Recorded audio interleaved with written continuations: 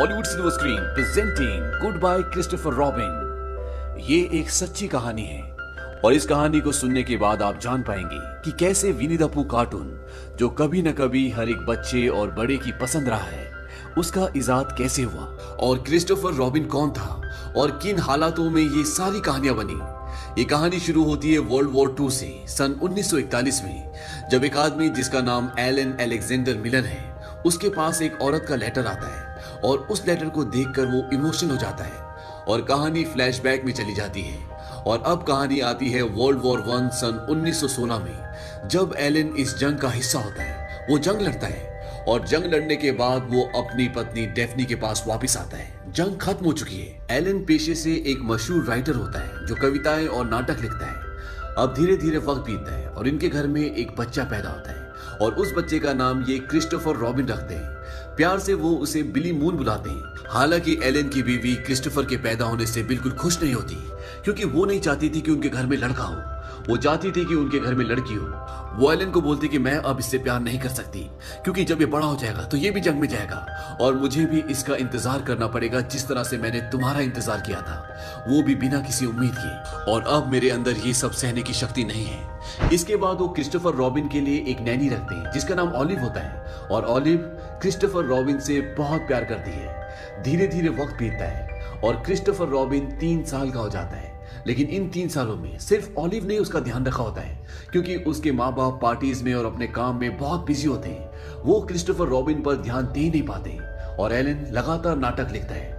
लेकिन अब वो अपने काम से ऊब चुका है और वो किसी आइसोलेटेड जगह पर जाना चाहता है जहां पर वो कुछ नया, कुछ अच्छा लिख सके। इसीलिए वो अपने पूरे परिवार के साथ इंग्लैंड की एक कंट्री साइड जगह पर चला जाता है, जो पूरी तरह से एक जंगल होता है। और अब एलन का पूरा परिवार वहां पर शिफ्ट हो गया है। लेकिन वहां पर शिफ्ट होने के बाद भी एलन कुछ ज्यादा लिखता नहीं है। अब जब यहाँ पर उनका पूरा परिवार शिफ्ट हो जाता है तो डेफनी अपने बेटे क्रिस्टोफर रॉबिन को कुछ खिलौने देती है, जिसमें एक टेडी बेयर होता है, एक पिगलेट होता है, एक टाइगर और एक गधा। और इन सब खिलौनों को पाकर क्रिस्टोफर रॉबिन बहुत खुश होता है। क्रिस्टोफर अपनी मॉम से पूछता है कि इस टेडी बेयर का नाम क्या है। उसकी मॉम बोलती है कि इसका नाम एडवर्ड है। और अब वो अपने खिलौनों के साथ खेलना शुरू कर देता है। अब एक दिन क्रिस्टोफर के डैड एलन जंगल की तरफ जा रहे होते हैं और क्रिस्टोफर भी उनका पीछा करना शुरू कर देता है। और जब उसके डैड उसे देखते हैं तो उसके डैड बोलते हैं कि तुम्हें घर जाना चाहिए। क्रिस्टोफर बोलता है क्या मैं वापस चला जाऊं? उसके डैड बोलते हैं कि नहीं, चलो मेरे साथ। और वो दोनों आगे चलना शुरू करते हैं।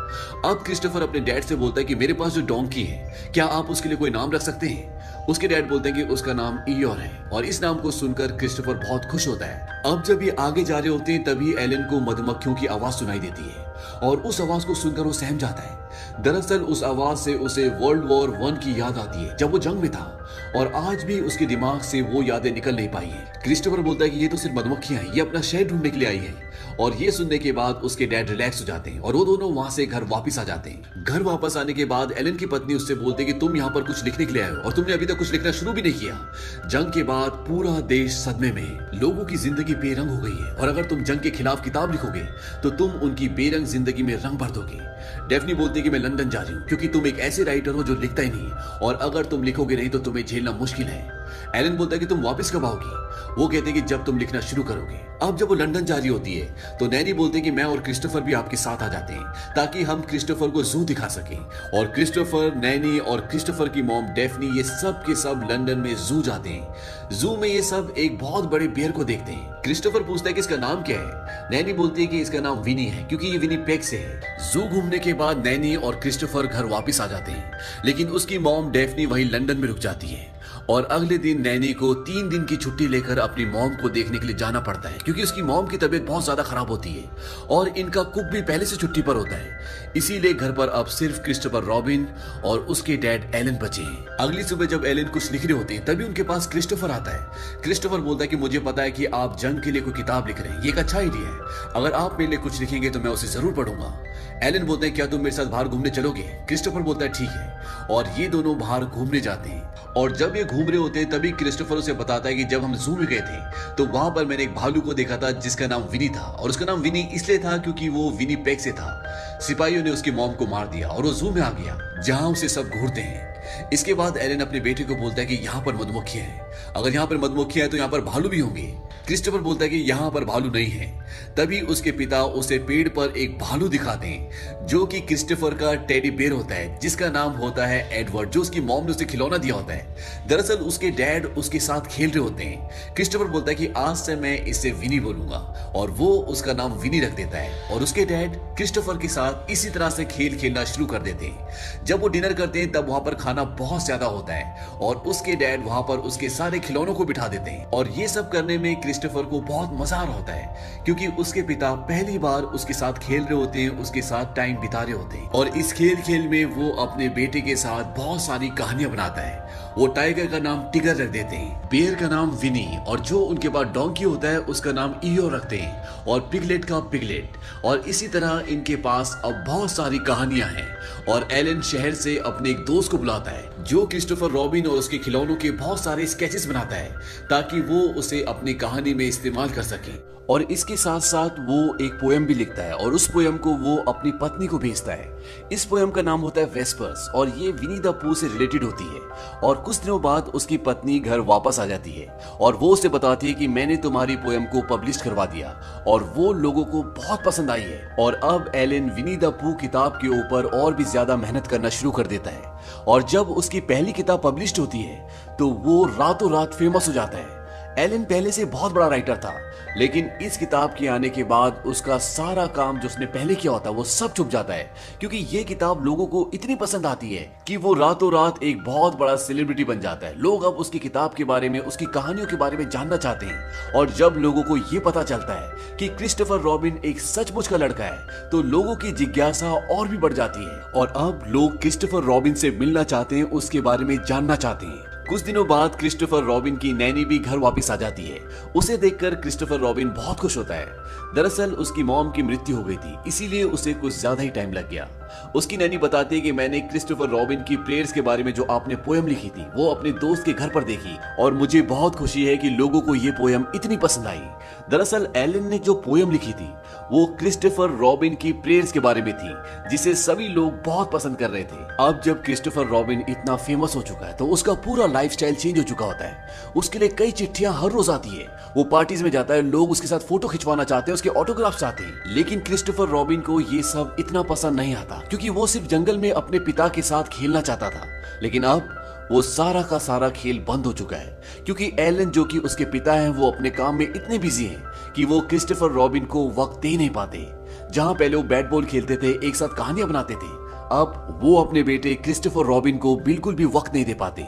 वो हमेशा पार्टीज में या अपने लिखने के काम में बिजी रहते हैं और इस बात से क्रिस्टोफर रॉबिन बहुत उदास भी हो जाता है। क्रिस्टोफर रॉबिन की जो नैनी होती है वो भी नहीं चाहती कि क्रिस्टोफर रॉबिन की जिंदगी जिस तरह से चल रही है उस तरह से उसकी जिंदगी चले क्योंकि वो जानती है कि वो सिर्फ अपने पिता का साथ चाहता है। उसे पार्टीज, ये इंटरव्यूज, ये चमक धमक की दुनिया, इससे कुछ लेना देना नहीं है।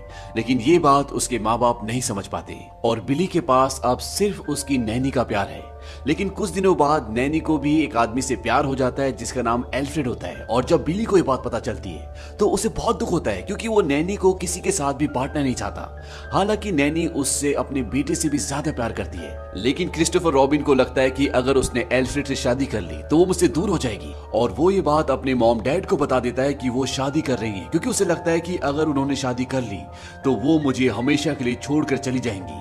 और जब उसके मॉम डैड को ये बात पता चलती है तो क्रिस्टोफर की मॉम डेफनी नैनी को ताना देती है। वो बोलते कि अब हमें समझ में आया है कि हमारा बेटा इतना उदास क्यों रहता था। नैनी एलन को बोलते कि आप वो बिल्कुल नहीं कर रहे जो क्रिस्टोफर के लिए अच्छा है, आप उसे अपनी किताबें बेचने के लिए इस्तेमाल कर रहे हैं। उसे एहसास दिलाइए कि आप उसकी परवाह करते हैं।